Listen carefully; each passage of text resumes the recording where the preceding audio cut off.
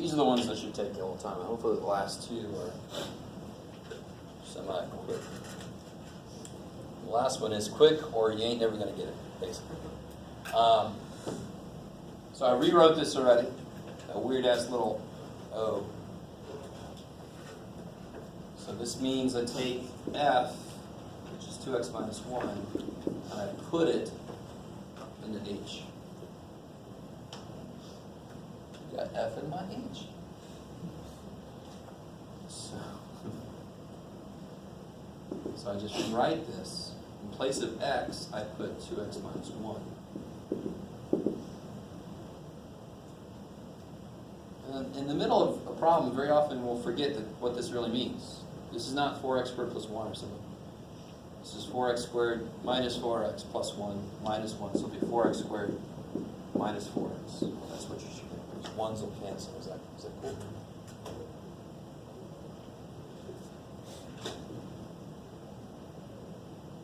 So yeah, I said earlier not to, but if it's squared, go ahead and do it.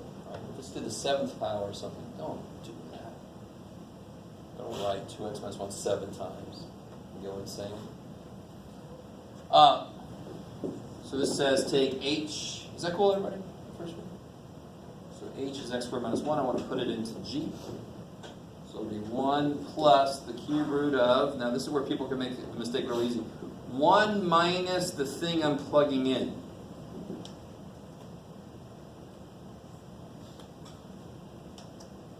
So just in general in math, you're not shown enough examples where you have to use parentheses. But whenever I replace a single thing with a multi-term thing, I gotta put in parentheses. The whole thing has to be affected. So what does this become? 1 minus negative 1 is 2 minus x squared. Done.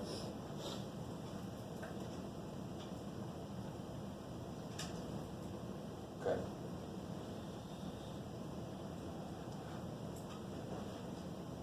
Some of you guys look confused and you want to hurt me, and some of you guys look bored and you want to hurt me, so I'm just going to get hurt. So here, what do I do first? Yeah, I've got to figure out what the hell g of 9 is. Of course, I just take the 9 and put it in. What is the cube root of negative 8? Negative 2.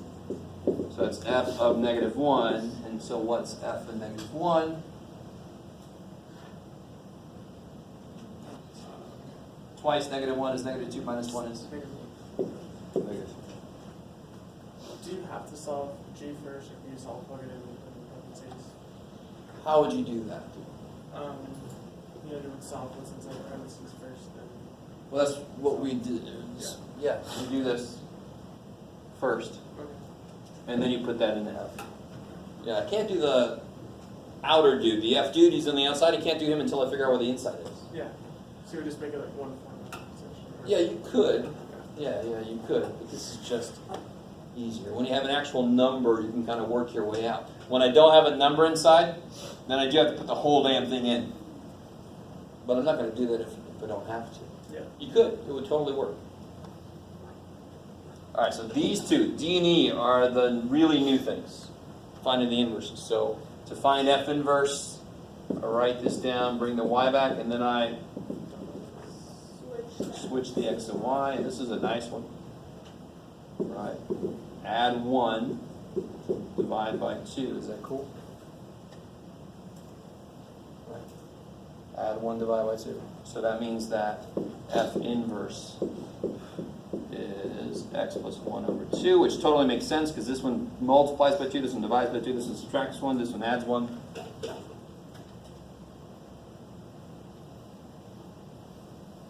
G inverse the same way.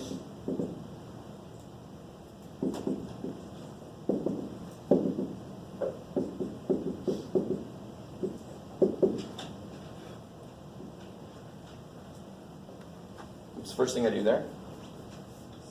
Yeah, I did the radical by itself. I like it. And then how do you kill the radical? No? Square of it. Cube it. Like it.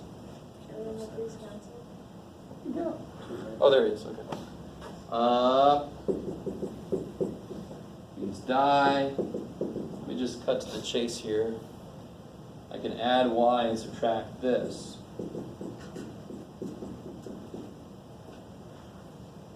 Or you might have x minus 1 cubed minus 1 divided by negative 1. But if you divide by negative 1, just change all the signs. So you can end up there. Is that cool? Is that all right? You guys all right?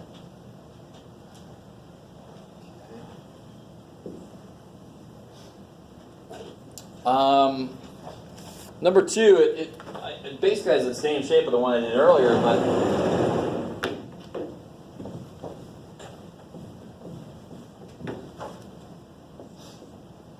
so it goes through. Do I really want to do this? 2, 4, 6, 8. Okay, so it goes 10, negative 7, 2, 4, 6, 8. So 10, 7, and then negative 5, 0. Jeff, that's what you get for being too lazy to turn on the overhead. You end up doing more work anyway. All right, sound like my dad in my head. 2, 4, 6, 8, 10. 2, 4, 6, 8, 10. And it goes through, looks like 5, 5.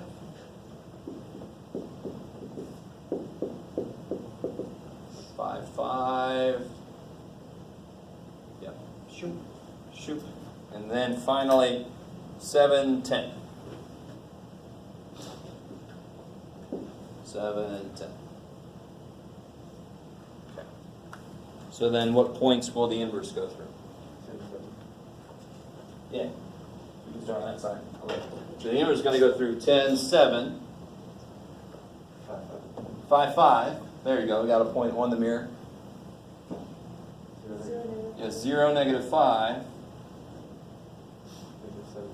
Yeah, negative 7, negative 10.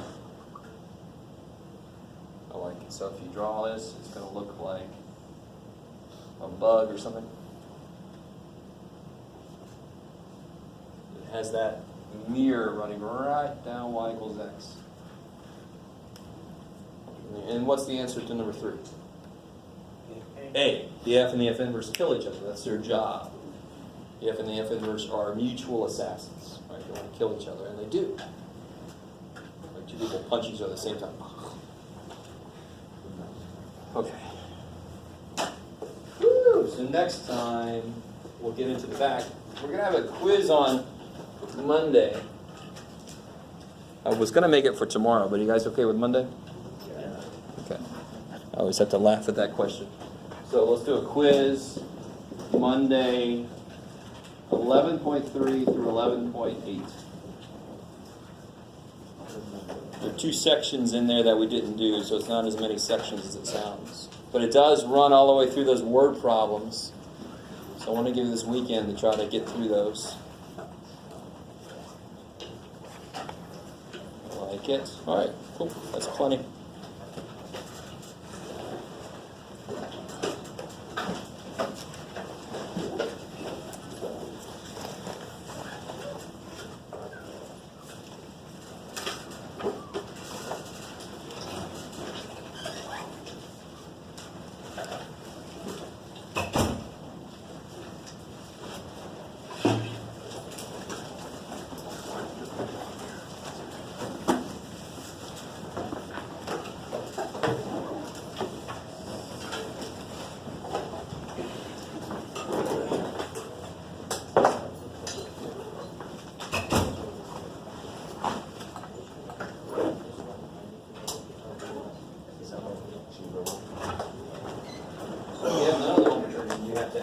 Much higher on everything not in order to pass.